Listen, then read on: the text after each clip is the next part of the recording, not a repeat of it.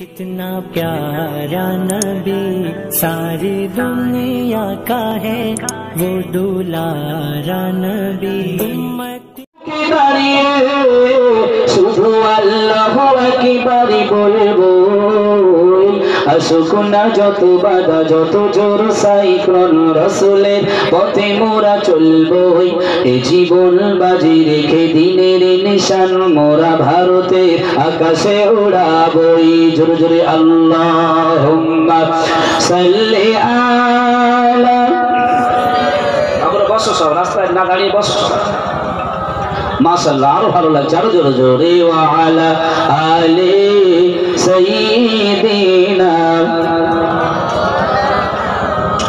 কলিমায়ে শাহাদাতি জপে জপে আমরা বেরিয়ে পড়িব পথে পথে কেঁদো না মাগো যেতে দাও বীরি মাশায়েখদের সাথে বীরি মাশায়েখদের সাথে বেদিনের পাঞ্জায় বিশ মুসলমান কান্নাই ভাঙছে নীল আকাশ আমরা ফোটাবো হাসি মুসলমানের মুখে বুকে ঝড় তুলেছে বিশাল বুকে ঝড় তুলেছে বিশাল পৃথিবীর এই আমার নিশান সত্যের আলো দিয়ে ফোটাবো আসুক না যত বাধা যত জোর সাইক্লোন রসুলের পথে মোরা চলবই এ জীবন বাজি রেখে দিনের নিশান মোরা ভারতে আকাশে উড়াবই জোরে জোরে আল্লাহুম্মা সাল্লি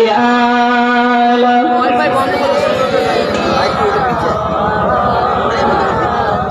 ওয়া আলা আলি সাইয়্যিদিনা এলু কলেমার জিকির করেন লা ইলাহা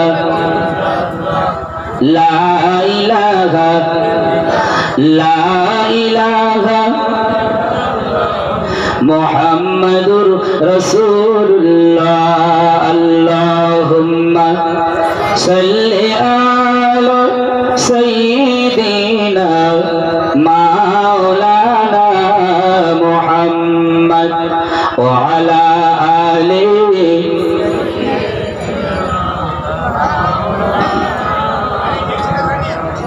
আলহামদুলিল্লাহ। উপস্থিত মহাসম্মানী আজকে অধ্যকারী জলসার সুযোগ্য সম্মানিত নির্বাচিত পছন্দনীয় সভাপতি সাহেব, সেই সঙ্গে আমার আগে পরে আমন্ত্রিত ওলামায়ে কেরামগণ, সামনে বসে থাকা বয়োজ্যেষ্ঠ বয়কনিষ্ঠ প্রিয় ভাই ও বাবাজিরা, পর্দার আড়ালে ওয়াজ শোনার মনোভাব নিয়ে বসে থাকা আমার মা ও বোনেরা, সর্বাধিক সর্বপ্রথমে আমরা সবাই সেই মহান স্রষ্টা মহান মাহবুব আল্লাহর দরবারে শুকরিয়া আদায় করে নিই যে আল্লাহকে এই সময় কত মানুষকে গোনার লোভে লালসায় রাস্তাঘাটে কতজন ঘাড় ধরে আল্লাহ তাদেরকে ঘোরাচ্ছেন, ঠিক না বেঠিক? এর কথা বলেন। অনেক মানুষকে বাড়িতে বসে রেখেছেন, অনেক মানুষকে হসপিটালের বেডে শুইয়ে রেখেছেন। আল্লাহ আমাদের ভালোবেসে পছন্দ মতন মনে করে সকলকে এ জায়গায় বসার তৌফিক দান করেছেন। এর জন্য আপনারা খুশি না বেজার? আপনারা এমন করে বলছেন মনে হয় কি বলবো নাকি? খুশির আওয়াজ আপনারা বলবেন না? খুশি না বেজার? খুশির আওয়াজ সকলে শুকরিয়া বলেন তো দেখি আলহামদুলিল্লাহ। এর জোরে বলেন আলহামদুলিল্লাহ। তারপরে জানাবো অসংখ্য অসংখ্য কোটি কোটি দরুদ ও সালাম যে নবীরা পৃথিবীতে আসলে কিছুই তৈরি হতো না। কত নবীরা পর্যন্ত কেঁদেছিলেন ওই নবীর উম্মত হওয়ার জন্য। আল্লাহ আমাদের কাঁদাননি বলাননি, ভালোবেসে সেই নবীর উম্মত করে পাঠিয়েছেন। তার জন্য আজকে অন্তরের অন্তরস্থল থেকে সকলে একবার পড়ে নেন, সকলে বলেন সাল্লাল্লাহু আলাইহি ওয়াসাল্লাম। ভাই, আপনাদের কাছে আমি কিছু নীতি কথা যেটা কোরআন আর হাদিস দিয়ে বললে আমাদের উপকার হয়, মুসলিম সমাজের উপকার হয়। ওয়াজের মাহফিল মানে সেটাই, আপনাদের কাছে উপস্থাপন করব। আর আল্লাহ যতটুকু বলাবেন, যতটুকু শোনাবেন, উভয়কে যেন আল্লাহ আমল করার তৌফিক দান করে। বলুন আল্লাহুম্মা আমিন। আমি জানি আরো একবার বলতে হবে, কারণ মধ্য ঈশ্বরপুরে দোয়ানি পড়ার একটা ঐতিহ্য রয়েছে, ভালোবাসা রয়েছে। একে একে মানুষ সকলে আসছে, আরো আসবে। যারা রাস্তাঘাটে এদিক ওদিকে ঘুরছেন, আমি বলবো প্রত্যেকের কাছে আপনারা সকলেই চলে আসেন। এত সুন্দর একটা মাহফিল, রাস্তায় ঠান্ডা তবুও সেখানে ঘুরবে। কি নেশা কি আশা জানি না। যেখানে বসলে রাসূল নাসাই শরীফের হাদিসে বলেছে, যেখানে বসলে গাছের পাতা যেমন ঝরে যায়, দেহের গোনাগুলো তেমন গ্রীষ্মকালের গাছের পাতার মতন দেহ থেকে আল্লাহ ঝরিয়ে ঝরিয়ে ফেলে দেন। জোরে বলেন সুবহানাল্লাহ, একবার জোরে বলেন সুবহানাল্লাহ। সে জায়গায় আমরা বসতে পেরেছি। এই জায়গায় বসলে রাসূল সন্তুষ্ট হয়, আর রাসূল যখন সন্তুষ্ট হবে, মহান আল্লাহ তখন সন্তুষ্ট হবে। ঠিক না বেঠিক? রাসূলের সন্তুষ্টির জন্য কত সাহাবীরা তাদের জীবন দিয়েছে। রাসূলের সন্তুষ্টির জন্য কত সাহাবীরা তাদের বাচ্চাদেরকে এতিম বানিয়েছে। রাসূলকে সন্তুষ্ট করার জন্য কত সাহাবীরা তাদের বিবিদেরকে বিধবা বানিয়েছে। আজকে আমরা রাসূলকে সন্তুষ্ট করার জন্য কি করেছি, কি করেছি আমরা? একবার লক্ষ্য করলে বুঝতে পারবো সেই রাসূলটা কে। আজকে আমার আলোচনার টপিক থাকবে, মূল আলোচনার বিষয় থাকবে সেই রাসূলের কি শক্তি ছিল, রাসূলের পাওয়ার ছিল কত, রাসূলের আদর্শ ছিল কত, রাসূলের ক্ষমতা ছিল কত, রাসূলের কেমন ক্ষমা ছিল, রাসূলের কেমন রূপ ছিল। আমি আপনাদের কাছে সেই রাসূল সম্পর্কে আজকে আপনাদের কাছে বলবো। আর আল্লাহ যতটুকু বলাবেন যেন সেইভাবে সুন্দরভাবে আমাদের শোনা, বলা এবং প্রত্যেককে আমল করার তৌফিক দান। বলেন আল্লাহুম্মা আমিন।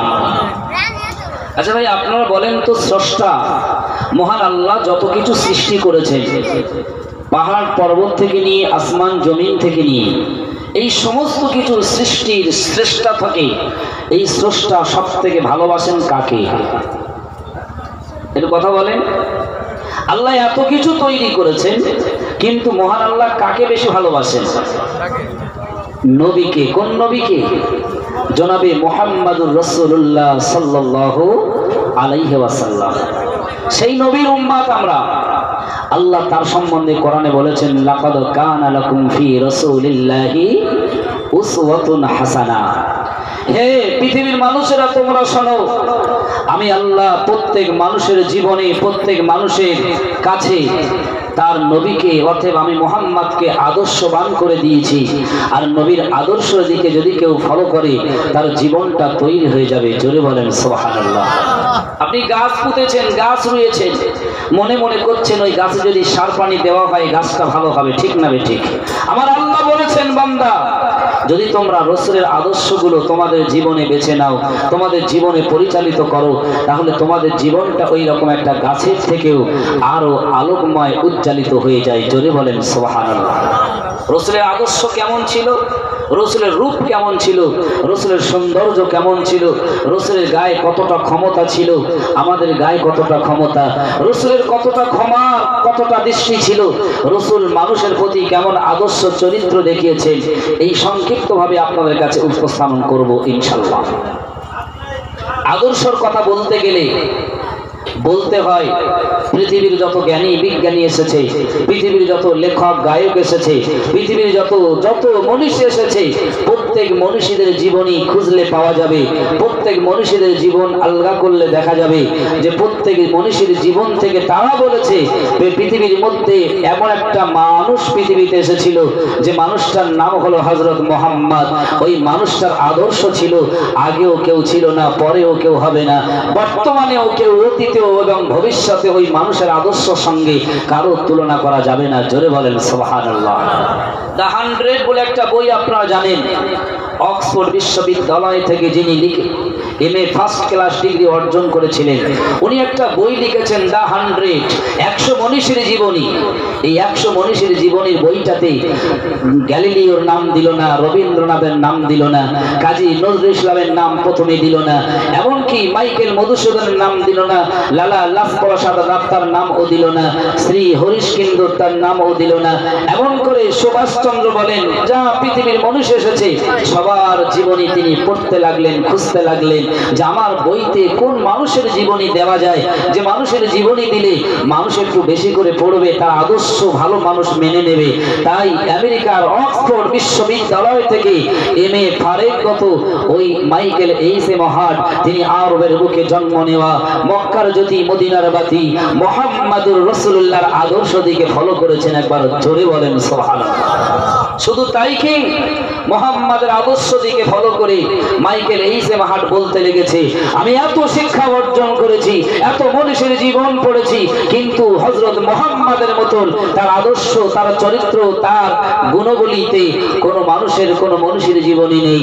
আজকে যদি মুহাম্মাদের নাম আমার বইয়ের প্রথম পেজে প্রথম জায়গায় দেওয়া হয়, আমার এই বইটা পৃথিবীর মানুষের কাছে বেশি বেশি পছন্দনীয় হয়ে যাবে। একবার জোরে বলেন সুবহানাল্লাহ। ভাইরা বাবাজিরা, তাই তো মাইকেল এইচএম হার্ট তিনি তার বইয়ের প্রথম পেজে আমার আপনার নবী, সোনার নবী, মায়ের নবী, মমতা ভরা নবী, আদর্শবান নবীর নাম প্রথমে তিনি লিখে দিয়েছেন। আর বইটার প্রথম পেজে প্রত্যেক মানুষ কিনবে, কেনার পরে দেখবে যখন মুহাম্মাদের নাম, এমন একটা মানুষের চরিত্র, এমন একটা মানুষের নাম ওই বইয়ের প্রথম পেজে রয়েছে, প্রত্যেক মানুষের কাছে নির্বাচিত, প্রত্যেক মানুষের কাছে পছন্দনীয়, প্রত্যেক মানুষ ওই বইটা পছন্দ করে নিয়ে প্রত্যেকেই কিনে আদর্শবান মুহাম্মাদের জীবন পড়তে লেগেছে। একবার জোরে জোরে বলেন সুবহানাল্লাহ। ও ভাইরা বাবাজিরা, আমি আপনি আপনারা সেই নবীর উম্মত। আজকে তাই নবীর মাহফিল দিয়ে বাজারে গিয়ে গোনার কাজ করব, মেয়েদের পিছনে ঘুরবো, বাজারে ঘাটে ঘুরবো, তাক লাগিয়ে দেখবো।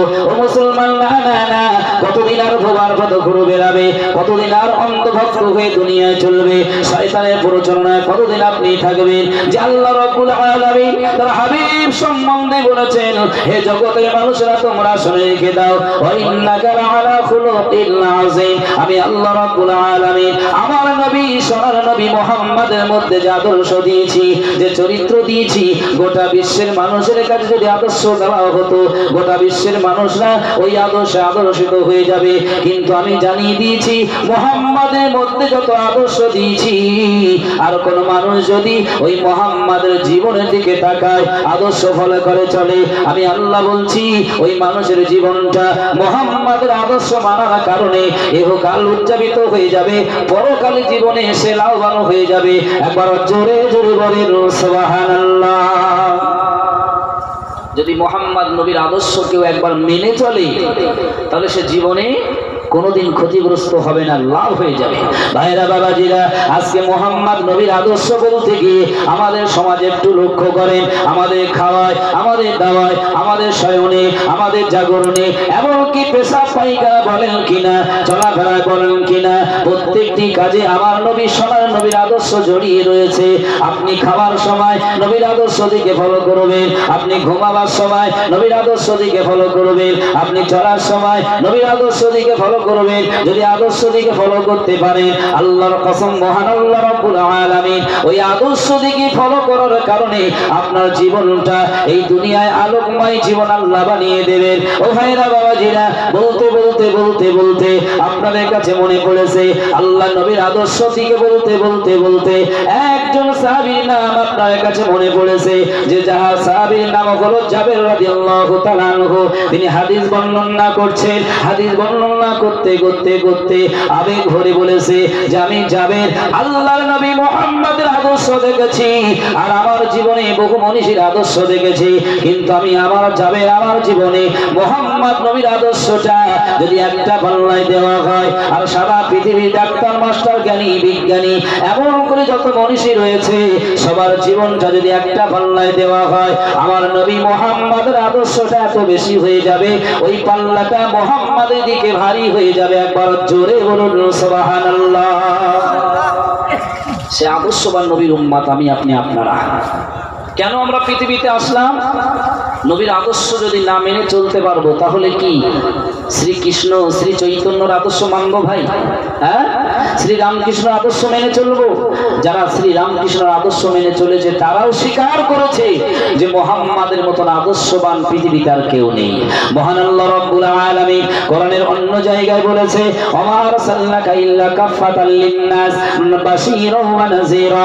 হে পৃথিবীর মানুষ, তোমরা শুনে রেখে দাও, আমি আমার নবী মুহাম্মদকে মুসলিম মুসলিম জাহানের জন্য নয়, খ্রিস্টানের জন্য নয়, ইহুদির জন্য নয়, নাসারার জন্য নয়, বৌদ্ধের জন্য নয়, শিখ ধর্মের জন্য নয়। আমি আল্লাহ মুহাম্মদকে গোটা বিশ্বের মানব জাতির জন্য একটা হেদায়েতের রাস্তা বানিয়ে দিয়েছি, যে মানুষটা মুহাম্মদের আদর্শের দিকে তাকাবে, সে যদি হিন্দু হয়, সে যদি খ্রিস্টান হয়, সে যদি কারা হয়, যদি মুহাম্মাদের আদর্শ মেনে নিয়ে চলে, আমি আল্লাহ রাব্বুল আলামিন বলছি ওই মানুষটার জীবনে কোনো ভয় থাকবে না, ওই মানুষটার জীবনে লাভবান হয়ে যাবে, পরকাল জীবনে লাভবান হয়ে যাবে। একবার জোরে জোরে বলেন সুবহানাল্লাহ। আল্লাহ নবীর আদর্শ কত মনীষীরা মেনে নিয়েছে, আজকে মুসলিম সমাজে আমরা সেই নবীর আদর্শ মানতে পারিনি, ঠিক না বেঠিক? এলো কথা বলে, মানতে সঠিকভাবে পারিনি, চিনি ঠিকই কিন্তু মানি না। অনেকে মানে কিন্তু চেনে না, ঠিক তো নাকি? নবীকে অনেকে দেখেছে কিন্তু সেই দেখার মতন স্বপ্নে যারা দেখেছে, কিন্তু সেই দেখার বাস্তবায়িতা এখন প্রকাশ করছে না। আজকে সমাজের বুকে ভাই কাদের জন্য, কিসের জন্য এই পৃথিবীতে রসুল মার খেয়েছেন, কাদের জন্য, কিসের জন্য রসুল তার দান্দনকে শহীদ করেছে, একবার ভাবতে হবে। সেই নবীর আদর্শ যদি আমরা বেছে না নিয়ে, নবী অপমান হবে, নবী লজ্জিত হয়ে যাবে। আজকে সেই কাজ পৃথিবীতে আমরা করব কেন?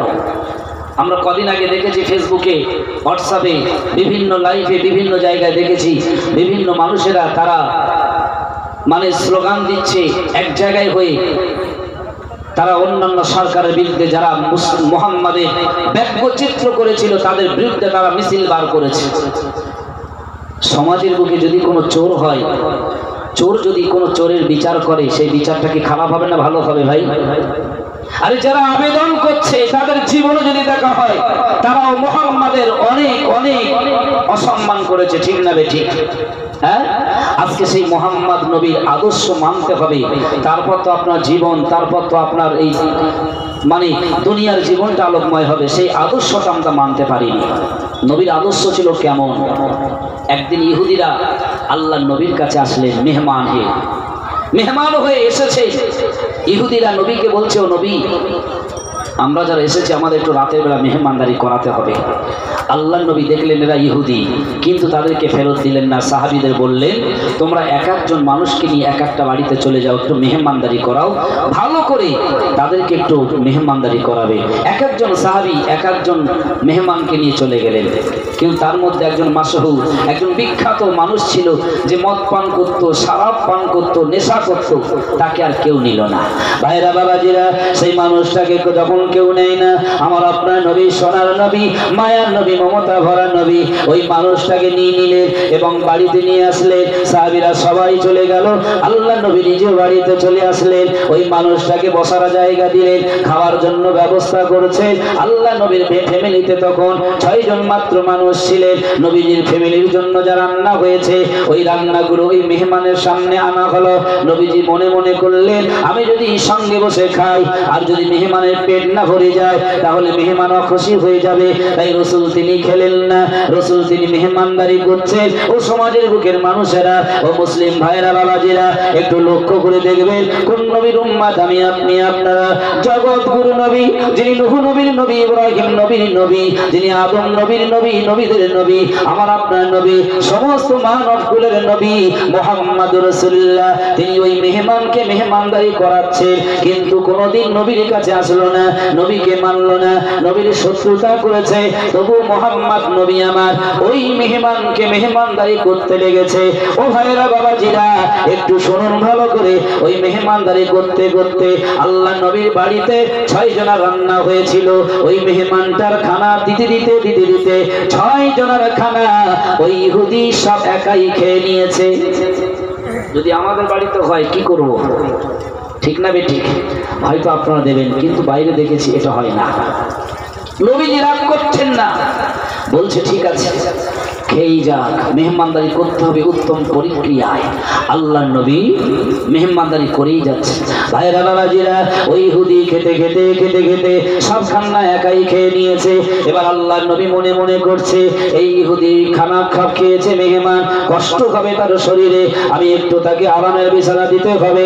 তাই আল্লাহ নবী সাল্লাল্লাহু আলাইহি ওয়াসাল্লাম করলেন কি, ওই মেহমানকে একটা ভালো জায়গা দিলেন। রসুল যে ঘরে ঘুমাতে, রসুল যে ঘরে থাকতে আল্লাহ নবী সেই মেহমানকে সেই ঘরে দিয়ে দিলেন। ও ভাইরা বাবাজিরা, রাত গভীর হয়ে গেল, মেহমান ঘুমিয়েছে, আল্লাহ নবী ঘুমিয়ে পড়েছে। সকাল হয়ে গেল, নবীজি ফজরের নামাজ আদায় করে মনে মনে করছেন যে আমি যে মেহমানকে আমার ঘরে রেখেছি ওই মেহমানটা বড় খানা বেশি করে খেয়ে নিয়েছে, হয়তো রাতের বেলা কি অসুবিধা হয়েছে, কি তার প্রয়োজন হয়েছে, আমি রাসূল তার ঘরে একবারও যাইনি, আল্লাহর কাছে জবাব দিতে পারবো না। তাই নবী আমার মনটা খারাপ করে নিয়ে ওই মেহমানের কাছে আসতে লেগেছে। ও ভাইরা বাবাজিরা, এবার নবী এসে দেখছে মেহমান ওই ঘরের ভিতরে নাই। মেহমান যখন ঘরের ভিতরে নেই, আল্লাহ নবী অবাক হয়ে গেলেন, গেলেন কোথায়? ভাইরা বাবাজিরা, নবী যে এবারে তাকিয়ে তাকিয়ে দেখলো ওই মেহমানটা যেখানে শুয়েছিল পায়খানার পেশাব করে নোংরা করে ভর্তি করে দিয়েছে। ভাইরা বাবাজিরা, আমার আপনার নবী এবারে দুঃখিত মন নিয়ে মনে মনে করছে, হায়রে মানুষটা কত না কষ্ট পেয়েছে, তাকে একটু দেখভাল করতে পারিনি। কিন্তু আমাদের মধ্যে যদি এসে যায়, যদি আমাদের কাছে ওরকম হয়ে যায়, লাঠি আগে হাতে নেব, তাকে ছুটবো, খুঁজবো, ঠিক না বেঠিক?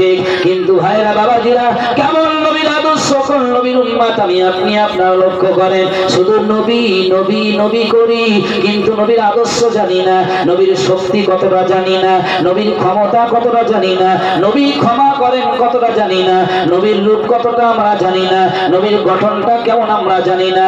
আজকে আপনাদের কাছে সময়ের সাপেক্ষে যতটুকু সময় পাবো রে ভাই, অন্য আলোচনা নয়, দুনিয়াবি কথা নয়, শুধু আমাদের রাসূলকে চেনানোর জন্য একটু বলতে চাই। ও ভাইরা বাবাজিরা, এবার আল্লাহ নবী করলেন কি, তার দুটি কুদরতি হাত দিয়ে ওই পেশা পায়খানার একটা কম্বলখানা নিয়ে নিজে বাইরে পড়েছে। চিন্তা ভাবনা করছেন, সর্বনাশ, ওই মানুষটা মনে হয় কষ্ট পেয়েছে। আল্লাহ নবী এবারে ওইগুলো নিয়ে নিজে নিজে পরিষ্কার করতে লেগেছে। সাহাবীরা এসে হাজির হয়ে গেল, ওমর, উসমান, আলী, আবু বকর সবাই হাজির হয়ে গেল। নবী নিজে হাতে যখন ধৌত করছে সবাই অবাক হয়ে যায়। আল্লাহ নবীর সাহাবী হযরত ওমর খুব রাগান্বিত হয়ে বললেন, ও নবী মুহাম্মদ, আপনি এমন কাজ করছেন কেন? কে করেছে এই কাজটা বলেন? আমার কাছে তলোয়ার দিয়েছে, তার মাথাটা দ্বিখণ্ডিত করে দেব। নবীজি কেমন আদর্শ দেখেন, নবী বলেছিলেন, ওমর, না না না, ওই মানুষটা আমার কাছে মেহমান হয়েছিল, রাতের বেলা খাওয়া দিয়েছি, অনেক খেয়ে নিয়েছে, কিন্তু রাতের বেলা যখন ঘুমাতে গেল ওই মেহমানটা না জানি কত কষ্ট হয়েছে। আমি রাসূলুল্লাহ তাকে রাতের বেলা একবার দেখতে যেতে পারলাম না। সকালবেলায় অবস্থা দেখে আমি মনটা বড় খারাপ করে নিয়ে নিজেই হাতে করে তার নোংরা কাপড়গুলো ধুইতে লেগেছি। একবার জোরে জোরে বলেন সুবহানাল্লাহ। যারা গদিতে বসে থাকে এখন বর্তমান সমাজের নেতা, এরকম হলে মনে হয় করবে বলে মনে হয়। আমাদের এলাকার মানুষেরা, এলাকার নেতারা ভালো, এরা করে, কিন্তু না, বর্তমান সমাজে এরকম নেতা খুঁজে পাওয়া খুব কষ্টকর। কোন নবীর আদর্শ, কোন নবীর নেতার আমরা আদর্শিত হয়েছি? ভাইরা বাবাজিরা, আল্লাহর নবী এবারে ওই সময় ধৌত করতে লেগেছে। সাহাবীরা রাগান্বিত হয়েছে, কিন্তু কিতাব এসেছে ওই ইহুদির একটা তরবারি এনেছিল, যেখানে শয়ন করেছে সেখানে ফেলে চলে গিয়েছে। রাস্তার মাঝায় মনে পড়লো যে আমি তরবারিটা রেখে এসেছি, নিতে হবে। তাই অর্ধেক রাস্তায় গিয়ে আবার ফেরত এসেছে। ফেরত এসে দেখলো সবাই দাঁড়িয়ে রয়েছে রেগে। আর আল্লাহর নবী, যিনি সারা জাহানের নেতা মুহাম্মদুর রাসূলুল্লাহ, ওই নবী আমার নিজের নোংরা কাপড়গুলো নিজে হাতে ধৌতে লেগেছে। সাহাবীদের বরং বলছে, না, তোমরা রাগান্বিত হইও না, ওই মানুষটা বড় কষ্ট পেয়েছে। এই আদর্শ দেখে ওই ইহুদি থাকতে পারল না, নবীর হাতে হাত দিয়ে ইসলামী কলেমা পড়ে চিরতনের মতো মুসলমান হয়ে ধন্য হয়েছে। একবার জোরে জোরে বলেন সুবহানাল্লাহ। নবী জয় করেছিলেন নবীর আদর্শে, ঠিক না বেঠিক? একটু কথা বলেন। মানুষকে একত্রিত করেছিলেন, এনেছিলেন নবীর আদর্শ চরিত্রে। মানুষ আদর্শিত আদর্শ হয়ে আল্লাহ নবীর হাত দিয়ে দিকে দিকে দিনে দিনে ইসলাম ধর্ম গ্রহণ করেছে। এবার আপনারা চলে আসুন, সংক্ষিপ্ত সময় নবীর আদর্শের কথা বললে অনেক বলা যাবে ভাই। নবীর রূপ কেমন ছিল, নবীর দেখতে কেমন ছিল? আম্মা জান আয়েশা সিদ্দিকা রাদিয়াল্লাহু তাআলা আনহা একদিন রাতের বেলা আল্লাহ নবীর সামনে নিলে আকাশের চাঁদের পানে তাকান, নবীর মুখ পানে একবার তাকান, একবার আকাশের দিকে তাকান, একবার নবীর মুখের দিকে তাকান। রাসূলুল্লাহ আম্মা জান আয়েশাকে বললেন, ও আয়েশা, তুমি সত্যি কথা বলবে, একবার আকাশ আকাশের দিকে তাকাও, চাঁদকে একবার দেখো, একবার আমি নবী আমাকে দেখো। ও আয়েশা, এমন করে তুমি কি দেখতে চাও বলো?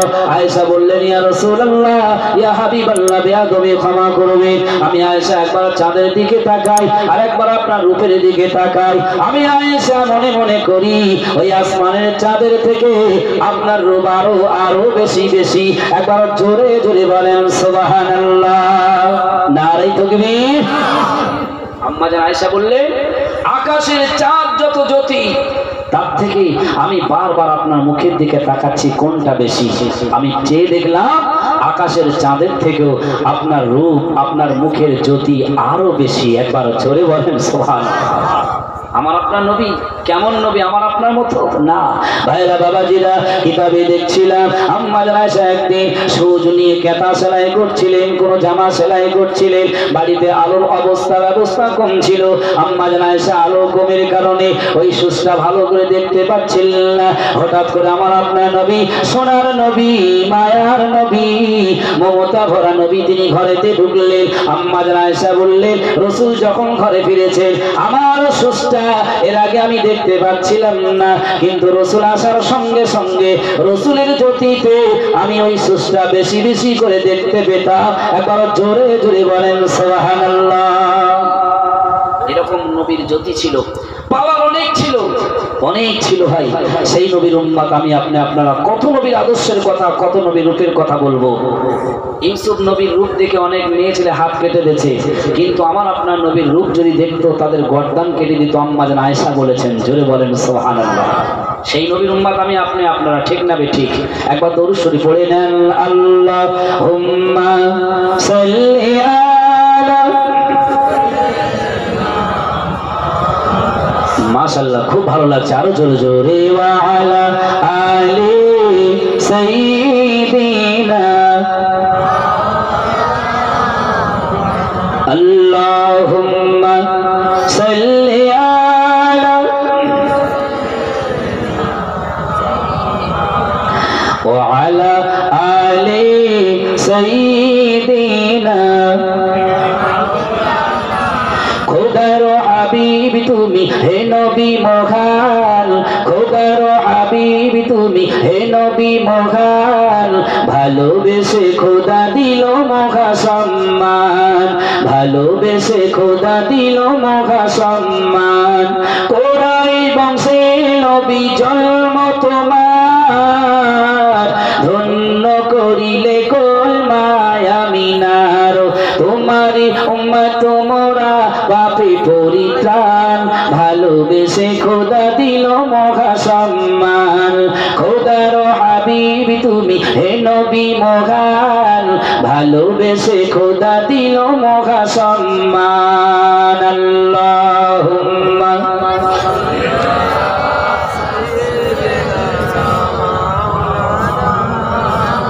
ওয়া আলা আলি সাইয়্যিদিনা।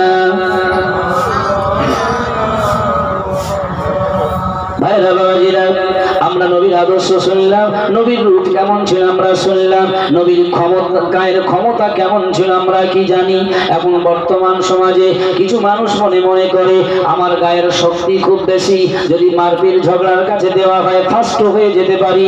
কিন্তু আমার আপনার নবী, যে নবীর আদর্শে আদর্শিত হয়েছি, যে নবী না হলে পরকালে জান্নাত পাওয়া যাবে না, সেই নবীর ক্ষমতা কতটা লক্ষ্য করেন। আল্লাহ নবীর জওয়ান বয়সে, যুবক বয়সে ভাই আমি আপনাদের কাছে নবীর কিছু আদর্শ কথা বলার পরে নবীর নীতির কথা বলবো। নবী কেমন নবী ছিলেন লক্ষ্য করেন। নবীর গায়ের ক্ষমতা কত ছিল। মক্কার বেঈমান বেদিনেরা আল্লাহ নবীর প্রতি হিংসা করতে লেগেছিল, মুহাম্মদকে মারতে হবে, মুহাম্মদকে ক্ষতি করতে হবে। বিভিন্ন চক্রান্ত দিয়ে মুহাম্মদের ক্ষতি করা যায় না, কিন্তু সময়ে সময়ে তারা বড় বড় মিটিং করেছে, আলোচনা করেছে। হে মক্কার কাফেররা, হে মক্কার মানুষেরা, তোমরা শোনো, মুহাম্মদ আব্দুল্লাহর বেটা, আমিনার বেটা, বেটা নয়নমণি, যার উপরে মহান আল্লাহ সন্তুষ্ট রয়েছে।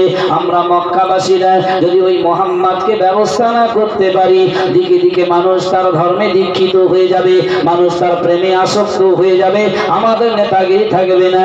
না না না, মুহাম্মাদের সঙ্গে একটা বড় ব্যবস্থা নিতে হবে। ও ভাইরা বাবাজিরা, আল্লাহ নবীর শক্তির সঙ্গে পাল্লা লাগিয়েছিল। আল্লাহ নবীর শক্তি কতটা লক্ষ্য করে দেখেন। সে সময় মক্কার সব থেকে বড় পালোয়ান, মক্কার বুকে একজন পালোয়ান ছিল, সব থেকে বড় পালোয়ান। তার কাছে লড়াই করতে গেলে কম করে 10 জন লাগতো। একজন পালোয়ানের যে শক্তি, 10 জন যদি তার কাছে যায়, ওই পালোয়ান তার 10 জনকে পরাস্ত করে দিত, হারিয়ে দিত।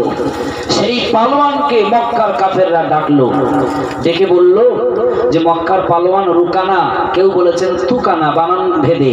তো রুকানাকে বলল, রুকানা তুমি কত নিতে চাও বলো, কি নিতে চাও বলো, কিন্তু মুহাম্মাদের সঙ্গে মান কুস্তি তোমাকে করতে হবে, আর মুহাম্মাদকে চিরতরের মতন হারিয়ে দিতে হবে, যাতে মানুষেরা দেখে যে মুহাম্মদ একজন নগণ্য জঘন্য, তার গায়ে কোনো শক্তি নেই। রুকানা বলল, মুহাম্মদ তো ছেলে মানুষ, আমার কাছে 2-10 জন মানুষ আমার কাছে পারে না, আর মুহাম্মাদের বয়স এখন যুবক ছেলে মানুষ, আমার কাছে পারবে কি করে, তো সামান্য ব্যাপার, তোমরা কি দাও দিও কুনি, কিন্তু মুহাম্মাদের সঙ্গে আমি লড়াই করে তাকে চিরতরের মতন হারিয়ে দিয়ে সম্মান তার ঘুচিয়ে দেব। মক্কার মানুষরা খুশি হয়ে গেল, যারা বেদিন বেঈমান রাসূলের প্রতি শত্রুতা করত। এরা বলছে ঠিক আছে, তাহলে কবে হবে?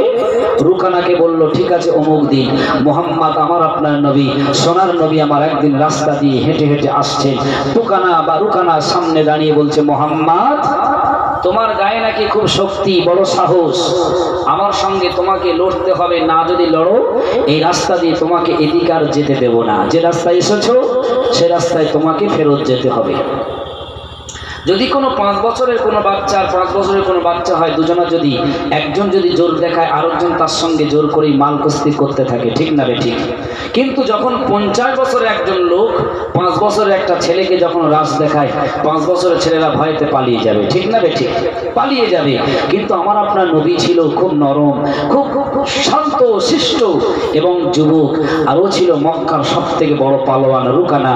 যখন নবীকে বলল, আমার আপনার নবী বললেন, হে রুকানা, মক্কায় তোমার সব থেকে নাম রয়েছে, তুমি সব থেকে বড় শক্তিমান তুমি রয়েছ, তো আমার সঙ্গে তুমি মাল কুস্তি করবে? আমি তো নগণ্য ছোট্ট একটি বাচ্চা, আমার জোয়ান বয়স হবে, আমি তোমার কাছে পারবো না। রুকানা হেসে বলল, কেন? একবার দেখো না, তুমি তো সবার কাছে বলো তুমি বড় নেতা, তুমি বড় লিডার হতে চাও, আমার সঙ্গে লড়ো। মহান আল্লাহ সাহায্য নেমে আসলো।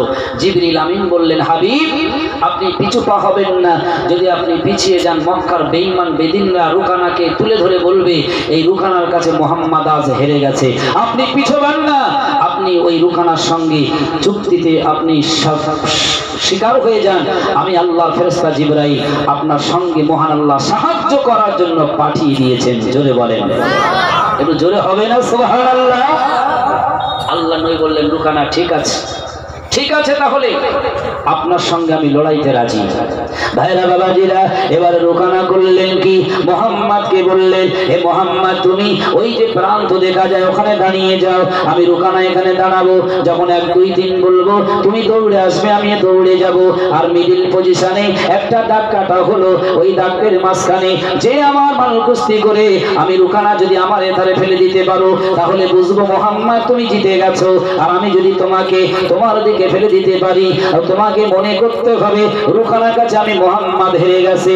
ভাইরা বাবাজিরা, আল্লাহর কি শান দেখেন, যখন আল্লাহ নবীকে রুকানায় চুক্তি করলো, মহান আল্লাহ রব্বুল আলামিন ইন্নাল্লাহা সামিউম বাসীর, তিনি সবকিছুই দেখছেন। ফেরেশতারা বলছে, ফেরেশতারা তোমরা চলে যাও, চলে যাও, আমার নবীর গায়ে যেন কোনো স্পর্শ না হয়, আমার নবী বিনা স্পর্শে যেন রুকানার সঙ্গে কুস্তিতে যেন জিতে যায়। জোরে বলেন সুবহানাল্লাহ। ভাইরা বাবাজিরা, কোন নবীর আমরা উম্মত লক্ষ্য করে দেখেন, নবীর ক্ষমতা এখন জানতে পারলাম না, নবী আমার কেমন ছিল আমরা এখন বুঝতে পারলাম না। তাই তো সমাজের বুকে নবীর কথা বলে আমাদের মনে সে আকর্ষণ জাগে না, তাই তো নবীজির কথা শুনলে সমাজের বুকে আমাদের মনে আনন্দ জাগে না। যদি নেতা সম্পর্কে ভালো করে বুঝতাম, নেতার আদর্শ সম্পর্কে ভালো করে জানতাম, তাহলে দুনিয়ার অন্যান্য নেতাদের থেকে সেই নবীর আদর্শে আদর্শিত বেশি সময় দিতাম, ঠিক না বেঠিক? হ্যাঁ, সেই নবীর আদর্শকে বেশি সময় দিতাম যদি তার আদর্শ সম্পর্কে, শক্তি সম্পর্কে জানতাম। ভাইরা বাবাজিরা, এবারে রুকানা বলল 1 2 3, মোহাম্মদ আল্লাহর নবী ছুটে ছুটে আসছে। এদিকে রুকানা দৌড়ে গেল, আল্লাহ নবী আর রুকানার মিডল পজিশনে। মোহাম্মদকে হাত দিতে হলো না, শুধুমাত্র হাত উঁচু করার পর রুকানার তিন ঠিকবাজি খেয়ে দূরে সরিয়ে পড়েছে। একবার জোরে জোরে বলেন সুবহানাল্লাহ। রুকানা বলল, সে কি ব্যাপার, রুকানা আমার গায়ে হাত দিল না, মোহাম্মদ আমি ঢিকবাজি খেয়ে পড়ে গেলাম। মক্কার কাফেররা যারা গিয়েছিল উপহাস করার জন্য, আনন্দ করার জন্য, তারা বলল সে কি ব্যাপার, মোহাম্মদ এখনো গায়ে হাত দেয়নি। এদিকে রুকানা চিৎপাত হয়ে পড়ে গেছে। রুকানা উঠে দাঁড়িয়ে বলছে, এই মোহাম্মদ, ঠিক আছে, আমার এখন তৈরি হয়নি, মানে আমি যে মন্ত্র পড়তাম সেই মন্ত্র আমার এখন বলা হয়নি, কারণ ও তো দেখছে যে আমি লজ্জায় পড়ে যাচ্ছি, কিছু বলার নেই। মোহাম্মদ, আমাকে সেই মন্ত্র একবার পড়তে দিতে হবে, তাহলে তোমার সঙ্গে আমার চুক্তিতে জিততে পারবো, যুক্তি করে তোমার সঙ্গে কুস্তি করে আমি জিততে পারবো। মোহাম্মদ আল্লাহ নবী বললেন ঠিক আছে, আবার পিছিয়ে গেলেন। ভাইরা বাবাজিরা, আবার যখন পিছিয়ে গেল, আমার আপনার নবী আবারও চলে এলো। মোহাম্মদ আল্লাহ নবী, আমার আপনার নেতা মোহাম্মদ রাসূলুল্লাহ এত শক্তি আমল পাওয়ার মহান আল্লাহ রাব্বুল আলামিন দিয়েছে। ওই নবী আমার দোকানের কাছাকাছি গিয়ে শুধু হাতটা উঁচু করেছে, হাতের পাওয়ারে, হাতের সিটকানিতে আল্লাহ নবীর দুশমন রুকানা তিন ঢিকবাজিকে আবারও পড়ে গেল। রুকানা উঠে দাঁড়িয়ে বলল, হে মোহাম্মদ, তুমি শুনে রেখে দাও, তুমি এমন কি বলেছো? আমি তো আমার মন্ত্র পড়েছি, কিন্তু আমার মন্ত্র পড়ে আমি লাগলে 10-20 জন আমার কাছে কোনো মনে হয় না, কিন্তু আজকে তোমার কাছে আমি পরাজিত হচ্ছি, বরং তুমি তো আমার গায়ে স্পর্শ করলে না। আল্লাহ নবী বললেন, না না, আমি কোনো মন্ত্র পড়িনি, আমার কোনো মন্ত্র নেই। আবার একবার চুক্তি করা হলো, আবার তৃতীয়বার লাগা হলো।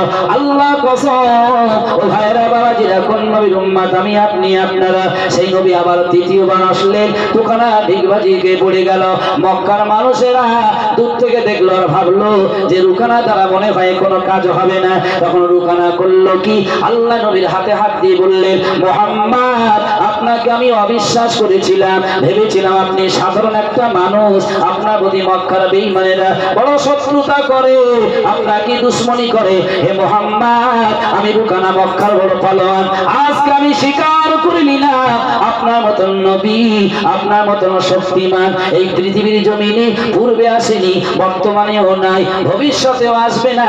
আমাকে ইসলামী কলেমা পড়িয়ে আপনার শাগরেদ, আপনার গোলাম আপনি বানিয়ে না। একবার জোরে জোরে বলেন সুবহানাল্লাহ। নারী থেকে চিন্তা করেছেন নবীর শক্তি কতটা? হ্যাঁ, আর আমার আপনার যদি শক্তি থাকতে হয় শুধু দুনিয়ার প্রশাসন দিয়ে শক্তি, ঠিক না ঠিক? ভাইরা বাবাজিরা, নবীর কোনো প্রশাসন ছিল না, নবীর কাছে কোনো বেঈমান বেদিনেরা আসলে আল্লাহ নবীর পাওয়ার শক্তি এত মহান আল্লাহ দিয়ে দিয়েছিলেন যে মক্কার জ্যোতি মদিনার বাতিকে মক্কার কাফেররা, দুশমনেরা সব ক্রমে ক্রমে তার শক্তিতে পরাজিত হয়েছে। ও ভাইরা বাবাজিরা, সেই তো নবীর উম্মত আমি, আপনি আপনারা। আল্লাহ নবী সাল্লাল্লাহু আলাইহি ওয়াসাল্লামের এই শক্তি, এবারে নবীর আল্লাহ তাকে ক্ষমতা কত দিয়েছিলেন আপনার শুনলেন। এবার আল্লাহ নবীর প্রতি মহান আল্লাহ রাব্বুল আলামিন কতটা মানুষকে ক্ষমা করার শক্তি দিয়েছিলেন লক্ষ্য করেন। আমি সামান্য করে আপনার কাছে একটু নির্বাচিত চেনাতে চাই। কোন নবীর উম্মত আমি, আপনি আপনারা, কেমন নবীর আদর্শ ছিল, কেমন নবীর রূপ ছিল, কেমন নবীর শক্তি ছিল। এবারে শুনুন, আল্লাহ নবীর কতটা ক্ষমা করার অধিকার ছিল। হায়রা বাবাজিরা, মক্কার মানুষেরা আল্লাহ নবীর প্রতি চরম শত্রুতা করত। এমনকি আমার আপনার নবী যখন মসজিদে গিয়ে নামাজ পড়তো, মক্কার বেঈমানেরা বড় বড় উটের ভুঁড়ি নিয়ে আল্লাহ নবীর মাথার উপরে চাপিয়ে দিত। আর আল্লাহ নবী এত শক্তি ছিল, আল্লাহ নবী পারলে পারত, কিন্তু না না না, মহান আল্লাহ তাকে দেখবার জন্য, পরীক্ষা করার জন্য যে মুহাম্মাদের কতটা ক্ষমার জন্য আদর্শিত হয়েছে, আল্লাহ পাক দেখার জন্য আল্লাহ নবীকেই পরীক্ষা করতে লেগেছে। মক্কার বেঈমানেরা নবী যখন নামাজ পড়তো, আল্লাহ নবীর মাথার উপরে উটের ভুঁড়ি চাপিয়ে দিত। মা ফাতেমা বললেন, আমি আমার আব্বা জানের নামাজরত অবস্থায় গিয়ে যেতাম এবং উটের ভুঁড়ি দেখতাম, আমি হাত দিয়ে সরাতাম, পা দিয়ে সরাতাম, এত ভারী আমি সরাতে পারতাম না। আল্লাহ নবীর দমটা বড় কষ্ট হতো। কিছুক্ষণ পর মক্কার কাফেররা ওই ভুঁড়িটা সরিয়ে দিয়ে বলতো, মুহাম্মদ তুমি এখনো কি আল্লাহর কথা বলবে? আমরা তো নির্যাতন করছি, এত অত্যাচার করছি, তোমরা কি আল্লাহর কথা তুমি কি বলবে? ওই সময় আমার আপনার নবী বলেছিল, হে মক্কার আবু জেহেল, আবু লাহাব, সাইবা, তোমরা শোনো, আমার নাম মুহাম্মদ, আর আল্লাহ রাব্বুল আলামিন আমাকে ওমা আরসালনাকা ইল্লা রাহমাতাল লিল আলামিন, গোটা বিশ্বের জন্য আমাকে রহমত স্বরূপ পাঠিয়েছে। আমি যদি তোমাদের ক্ষমা না করি, আমি যদি রাগান্বিত হই, আল্লাহ রাগান্বিত হয়ে যাবে, তাই আমি রাগান্বিত হই না। তোমরা তো কষ্ট দিয়েছো, আমি তবু তোমাদেরকে আমি মুহাম্মদ ক্ষমা করে দিলাম। একবার জোরে জোরে বলুন সুবহানাল্লাহ। নবীর এগুলো ছিল ক্ষমা, এত আদর্শ সেই নবী। এবারে আমাদের জন্য নীতি কথা কিছু আপনাদের কাছে বলবো, নবী আমাদের জন্য কি বলেছে, ঠিক তো নাকি? যেহেতু মাদ্রাসারই জলসা আর আমরা সেই নবীর উম্মত, নবীর শুনলাম নবীর ক্ষমতা কতটা, নবীর আদর্শ কতটা, নবীর রূপ কতটা, নবীর রাজনীতি কতটা, শুনলে আপনি অবাক হয়ে যাবেন। নবীর সামাজিকতা, নবী কেরাম ছিলেন, আপনারা শুনলে অবাক হয়ে যাবেন। নবীর রাষ্ট্র কি করে চালাতেন, শুনলে অবাক হয়ে যাবেন। সময় সাপেক্ষে অত দূর যাব না। নবী যে কথাগুলো আমাদের জন্য নীতি বলেছেন আপনাদের কাছে একটু উপস্থান করব। একটু মহাব্বতে দরুদ পড়বেন, একটু সামনে সরে আসবেন। ভাই পিছনে অনেকে দাঁড়িয়ে আছে, জায়গা পাচ্ছে না, একটু সরে আসেন তো সকলে। আল্লাহুম্মা, সরে সরে আসেন সকলে। সাল্লি আলা সাইয়্যিদিনা মাওলানা মুহাম্মদ।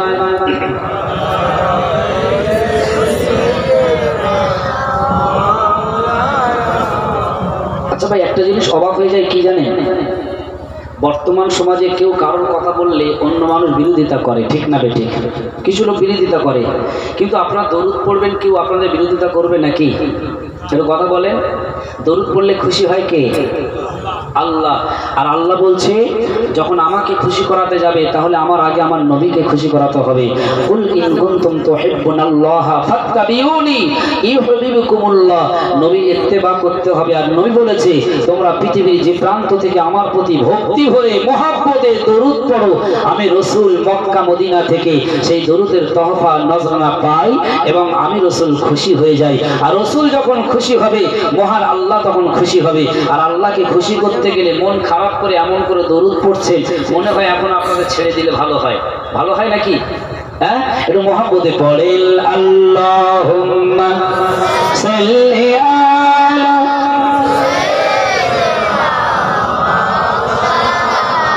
ওয়া আলা আলি সাইয়্যিদিনা। জারি কদম চুমে ধন্য আরশ সিদরাতি মুনতাহা। জারি কদম চুমে ধন্য আরশ সিদরাতি মুনতাহা। মারহাবা মারহাবা বলো, মারহাবা মারহাবা, মারহাবা মারহাবা বলো, মারহাবা মারহাবা। নারে তাকবীর। আরে ছোট্ট কথা নয়, সিদরাতুল মুনতাহা 7টা আকাশের উপরে, ঠিক না বেঠিক? সমস্ত ফেরেশতারা যে পর্যন্ত যায় সেই সিদরাতুল মুনতাহা। সিদরাতুল মুনতাহা নবী গিয়েছিলেন বলে নবীর যাওয়ার পরে সিদরাতুল মুনতাহা খুশি এবং ধন্য হয়েছেন। জোরে বলেন সুবহানাল্লাহ। ও যার কদম চুমে ধন্য আরশ সিদরাতি মুনতাহা। যারি কদম চুমে ধন্য আরশ সিদরাতি মুনতাহা। মারহাবা মারহাবা বলো, মারহাবা মারহাবা, মারহাবা মারহাবা বলো, মারহাবা মারহাবা। গেলেন নবী আরশ পাকে, সাথে জিবরিল সাথে। আগে আগে জিবরিল, पीछे कमली वाला, नाना पीछे पीछे पीछे जिबरील आगे कमली वाला मरहबा मरहबा बोलो मरहबा मरहबा मरहबा मरहबा बोलो मरहबा मरहबा ও যারে কদম চুমে ধন্য আরশ সিদরাতে মুনতাহা মারহাবা মারহাবা বলো মারহাবা মারহাবা জোরে জোরে আল্লাহুম্মা সাল্লি আলা মাশাআল্লাহ জোরে জোরে ওয়া আলা আলি সাইয়্যিদ